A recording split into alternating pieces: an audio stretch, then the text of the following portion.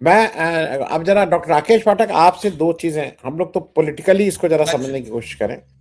जो on the face of it ऐसा लगता है कि ये चीन हो चाहे अमेरिका हो, वो दुनिया में ये मैसेजिंग भी देना चाह रहा है कि जो भारत, जो एक बड़ा देश है, दुनिया की लार्जेस्ट डेमोक्रेसी कहते हैं, 100 दुनिया का सबसे बड़ा देश जनसंख्या के मामले में, वो हमारे कहने से ही सब होता है। मतलब वी डिसाइड कि what India has to do. और इसलिए ये अहम हो जाता है कि भारत को उतनी ही, अगर कोई ये एक बात कह रहा है तो उसको उसी की भाषा में, उससे ज्यादा ऊंची आवाज में, ऊंची आवाज में मैं बोल रहा हूं तो not in terms of decibel, उससे ज्यादा उसमें उसका डिनायल या उसकी बात आनी चाहिए। वो भारत की तरफ से आनी नहीं, क्योंकि ये दोनों, अमेरिका और चाइना, अपने को स्टैब्लिश करना चाह रहे हैं कि हम डिसाइड करेंगे कि कौन क्या करे, कौन, तुम किससे तेल खरीदो, तुम किससे मत तेल खरीदो, तुम हंसो, तुम मत हंसो। दूसरा यह है कि जो मुझे एक चीज आपसे भी, आपका जो मुझे लगता है, मोदी जी अब अपने जो भक्त लोग हैं उन्हीं के चंगुल में फंस गए हैं। मतलब मैं इस बात को इसलिए ला रहा हूं कि लखनऊ शहर में ये इस्कॉन वालों को मैं थोड़ा पढ़ा लिखा आदमी समझता था कि ये चौराहे पे खड़े होकर राम राम कुछ करते हैं, सीताराम सीताराम, कृष्ण कृष्ण करते हैं, किताबें। इस्कॉन वाले आके यहाँ गाली गलौज कर रहे थे भाई। इस्कॉन वहां चर्च के बाहर खड़ा होकर ढोलक बजा रहा था। तो ये सब तो मतलब ये कृष्ण को करेंगे। ये कृष्ण के उस पक्ष को ही सिर्फ जानते हैं जहां राधा और कृष्ण का वो होता है, कृष्ण के आध्यात्मिक पक्ष को नहीं जानते हैं। ये सब गोरे आके यहाँ पे गुंडाई करेंगे। तो मैं इसलिए इस बात को ला रहा हूं कि क्या आपको लगता है कि मोदी जी भी अपने भक्तों के गुलाम हो गए? उनकी हिम्मत ही नहीं है ये कहने की कि भक्त उनके पीछे लग जाएंगे। जैसे यहाँ पे भक्त आके बता रहे हैं ना कि अब देखो। तो आज की तारीख में क्या ये भी एक संभावना हो गई कि मोदी जी इतना ज्यादा भक्तों के गुलाम हो गए हैं कि मोदी जी अगर कहना भी चाहेंगे भैया तुम्हारा ही नोबेल प्राइज तुम ही ले लो, 4 बार ले लो, जहां कहो वहां हम दस्खत कर दें, चल के जहां कहो वो एफिडेविट दे दें, जहां कहो वहां गवाही दे दें, जैसे कहो जो कहो वोट यहां डलवा दें, वो कहने की हिम्मत नहीं हो रही, क्योंकि यहाँ पे जो भक्त हैं वो मोदी जी को कहने नहीं दे रहे हैं। और इससे देश सफर कर रहा है। मैं जरा लार्जर क्वेश्चन, क्योंकि ये जो हो रहा है ना, चाहे चीन करे चाहे अमेरिका करे, दी प्राइस नेशन इस पे, मैं इस पे डॉक्टर राकेश पाठक, ओवरऑल ये क्या हो रहा है? देखिए सर, ऑपरेशन सिंदूर के समय से लगातार कुछ न कुछ ऐसा है जो छुपाया जा रहा है, छुपाने की कोशिश चल रही है। बेखुदी बेसबब नहीं गालिब, कुछ तो है जिसकी पर्दादारी है। तो भारत सरकार, प्रधानमंत्री नरेंद्र मोदी, विदेश मंत्रालय, रक्षा मंत्रालय सीज फायर के मुद्दे पर जिस तरह बेखुदी बताते हैं, निश्चिंतता जताते रहते हैं, वो बेसबब नहीं है। कुछ ना कुछ है जिस पर पर्दा डालने की कोशिश चल रही है। हालिया बयान जो चीन की तरफ से आया है वो इसलिए और चिंताजनक है कि ऑपरेशन सिंदूर के समय तो चीन पाकिस्तान के साथ खड़ा था सर। और ये हमारा या आपका आरोप या बयान नहीं है। हमारी थल सेना के उप थल सेनाध्यक्ष राहुल सिंह का, लेफ्टिनेंट जनरल राहुल सिंह का बयान है कि ऑपरेशन सिंदूर में भारत की सेनाएं सिर्फ पाकिस्तान से नहीं लड़ रही थी, बल्कि हमारे सामने चीन भी था।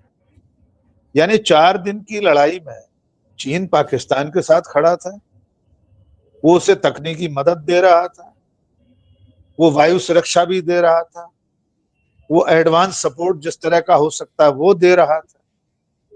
ये स्वीकारोक्ति भारत की है, भारत सरकार की है।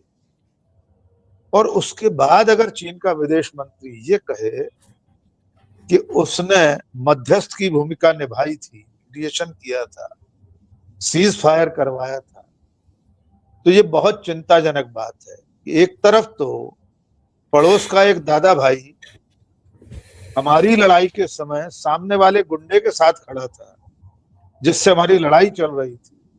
लड़ाई खत्म होने के 6 महीने बाद वो ये बता रहा है कि लड़ाई रुकवाई ही मैंने थी।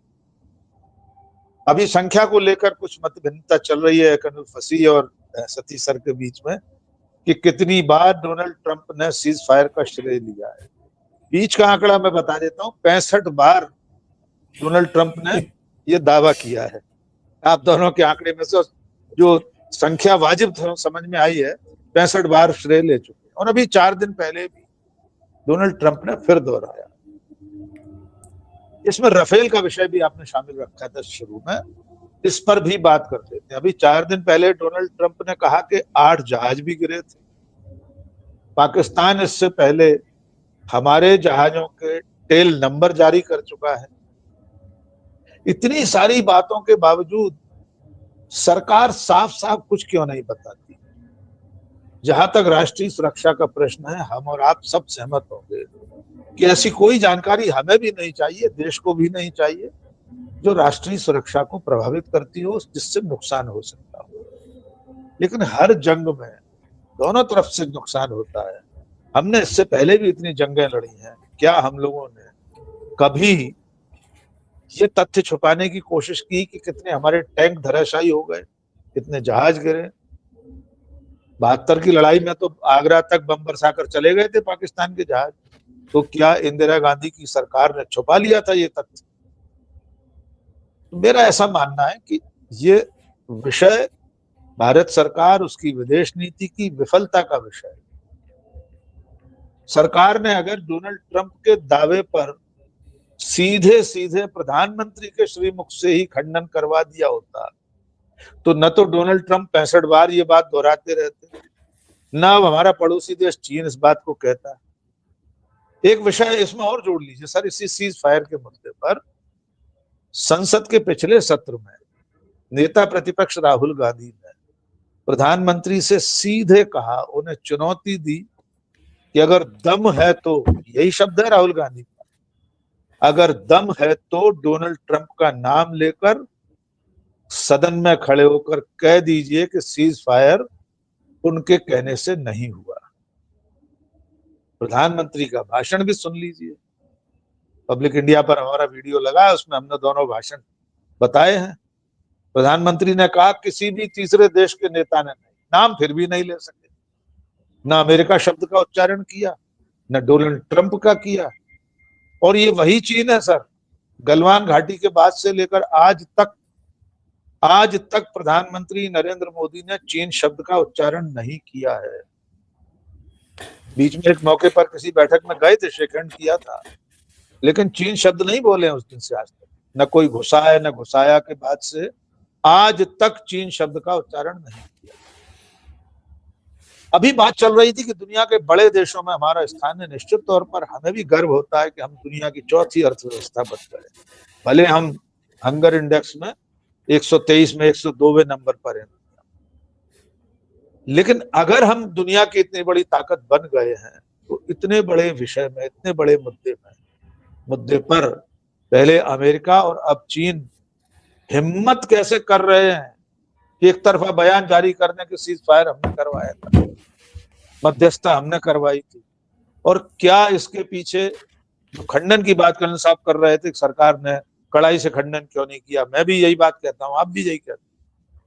क्या कहीं कोई इसके पीछे ऐसी वजह तो नहीं है कि जिस दिन आपने नाम लेकर खंडन किया, वो सफेद हवेली में बैठा दुनिया का तानाशाह आपकी कोई ऑडियो रिकॉर्डिंग जारी कर देगा कि 9 मई 10 मई को कब कितनी बात हुई थी, किसने सीज फायर का अनुरोध किया था?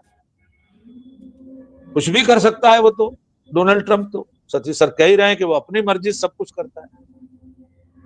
तो ऐसे में अब उस विषय पर लौटते हैं जिस पर आपने अभी सवाल का समापन किया था कि क्या नरेंद्र मोदी अपने भक्तों से ही, अपने अंध समर्थकों से ही गिर गए? उनकी अपेक्षाओं, उनकी उम्मीदों के कारण परेशान? निश्चित तौर पर अब ये उनके बोए गए बीज, ये जो खरपतवार है, पवन खेड़ा ने उस दिन प्रेस कॉन्फ्रेंस में कहा था कि ये आरएसएस और मोदी की के बोए गए बीज हैं जो खरपतवार बनकर खड़े हो गए हैं, ये अब उनके लिए भस्मासुर बन गए।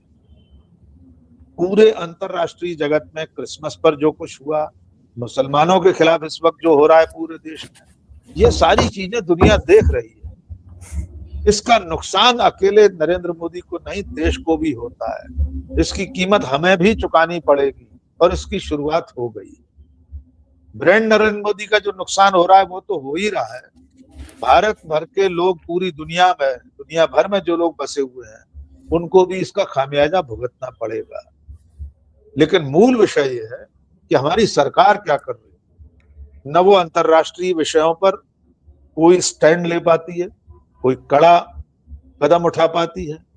सऊदी अरब के साथ समझौते की बात चल रही है पाकिस्तान की, तो हमें बांग्लादेश धमकी देता है, और वो जो समझौता है उसमें दोनों देशों में किसी पर युद्ध होगा तो दोनों एक दूसरे की मदद करेंगे, सऊदी अरब और पाकिस्तान।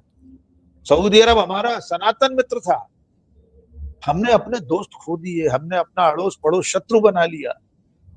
दुनिया के बड़े देशों के बीच हम शक्ति संतुलन नहीं रख पा रहे।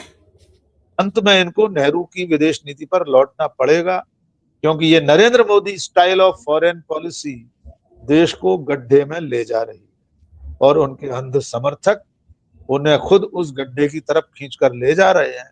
और अब उन्हें डर ये भी है नरेंद्र मोदी को कि अगर उन्होंने कोई ऐसा कदम उठाया तो ये भस्मासुर उन्हीं के सिर पर हाथ रख सकते हैं। जी जी।